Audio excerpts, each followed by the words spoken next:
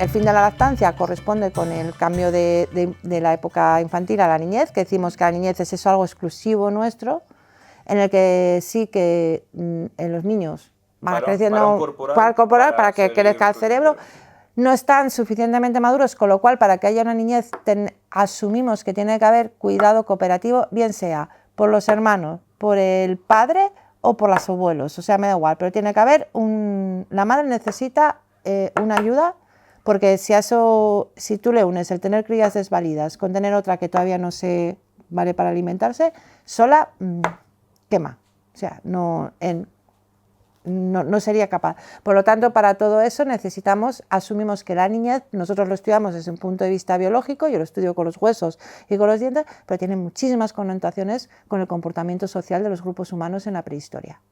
Porque yo en el momento que veo un niño, o sea, un niño entendido como ese individuo entre los 3 y los 6 años que todavía le está creciendo el cerebro, pero que no puede comer por sí mismo, asumo o infiero que tiene que haber un cuidado cooperativo detrás. O sea, familia es algo, es un recurso evolutivo de supervivencia. Hay quien te dice, claro, aquí como antes decíamos con lo del dilema obstétrico, es que es súper interesante todo esto.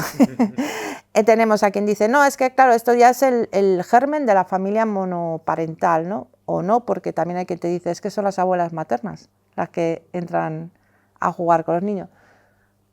Estamos también ahí intentando ver cómo se pueden dilucidar todas esas cosas. Y claro, a los 6 años es un niño, ya tiene el 90%, 6-7 años del tamaño del cerebro. Entonces, si nos damos cuenta, a esa edad se empieza a comportar ya de manera distinta, ¿vale? Es que si lo pensamos, la mayoría de los ritos religiosos de casi todas las religiones van en torno a que se da el paso, hay como un rito de paso en torno a los 7 años, la primera comunión. ¿Por qué? Porque de repente pasa algo, o sea, ya no eres un niño, pero tampoco eres un adulto. Entonces nosotros entraríamos en la etapa juvenil que también es algo que caracteriza a los primates, pero lo que pasa es que ellos pasan de la etapa infantil a la etapa juvenil. ¿Qué es lo que pasa en esa etapa juvenil? ¿Qué es lo que nos pasa a nosotros? Bueno, pues empieza a marcarse por un evento hormonal que se llama la adrenarquia.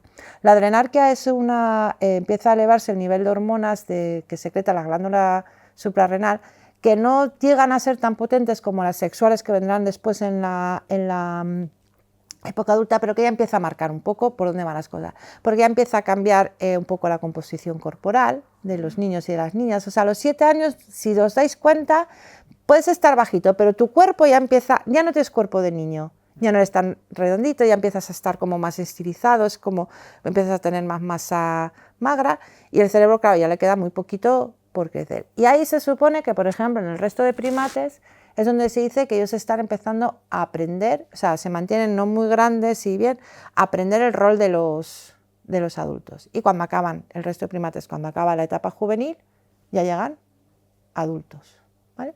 ¿Qué nos pasa a nosotros? ¿Llegamos a adultos? No. Hemos insertado otra etapa más, que es la adolescencia.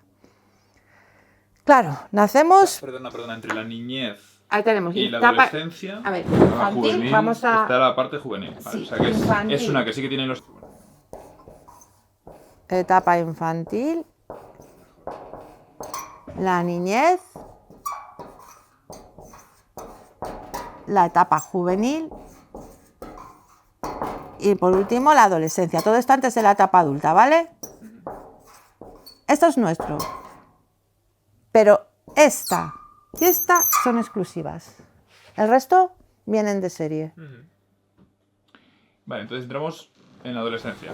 ¿Qué pasa en la adolescencia? ¿Qué marca la adolescencia? La pubertad. No es lo mismo pubertad que adolescencia. La pubertad es el momento en el que se elevan todas, se empiezan a secretar hormonas sexuales a saco, en nuestro caso, los estrógenos y los andrógenos, para la madurez sexual, ¿vale? Por ejemplo, en el resto de primates, pues es lo que empieza a hacer que los machos, por ejemplo, adquieran ese peso corporal tan elevado y tal. ¿Qué pasa en nosotros? Pues pasa una cosa muy característica, algo que no se ve en ningún otro primate, y es que tenemos el estirón. El estirón en estatura. ¿Qué le pasa a un adolescente? Que tú no lo ves hoy, lo ves dentro de un mes y no, sí. O sea, dices, ¿y tú por qué estás ahí arriba? Eso es el estirón. ¿Qué ventajas evolutivas tiene el estirón?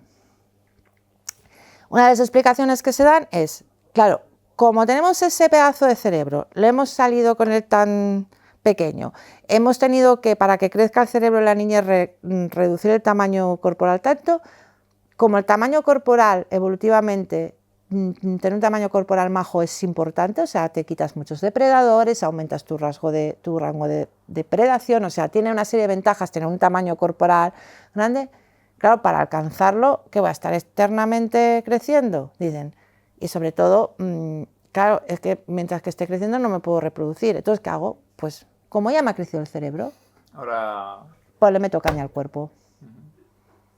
para compensar. Para compensar. Es un mecanismo compensatorio. Pero ¿qué pasa? Que sí que es verdad que, por ejemplo, en algunos primates, por ejemplo los gorilas, en los gorilas hay un estirón en masa corporal, pero solo en los machos, no las hembras, y solamente es en masa. Sin embargo, nosotros, nuestro estirón es único porque es en todas las dimensiones corporales y lo tienen en lugar los dos sexos. Entonces, esta hipótesis de la compensación está muy bien. Entonces, esto a mí me gustaba mucho antes porque decía, bueno, en el momento que en el registro fósil yo identifique el primer niño, sé que, por ende, en base a la capacidad clínica, puedo asumir una adolescencia. ¿Qué pasa? Que es que no es tan sencillo esto de la adolescencia, porque es que tenemos una adolescencia que es un poco rara, porque es la suma de 3 estirones. Primero nos estira la pierna, luego nos estira el cuerpo, luego crecemos en anchura. Y para encima tenemos un dimorfismo sexual en el estirón que tela. ¿Eso significa una diferencia entre hombres Chicos, y mujeres? los chicos pegan el estirón más tarde y más intenso y nosotros lo pegamos primero y menos intenso. De hecho, muchos autores afirman que las diferencias reales en estatura se marcan en la adolescencia, por esa diferencia tanto en tempo como en velocidad. Lo que algunos autores afirman es que entonces la adolescencia no es solamente un mecanismo de compensación de crecimiento corporal, sino que lo que pasa es que es un mecanismo para que se diferencien los dos sexos y que está asociada a la diferencia de roles de género, para aprender a los roles reproductivos que te van a tocar de adultos. ¿Por qué dicen esto?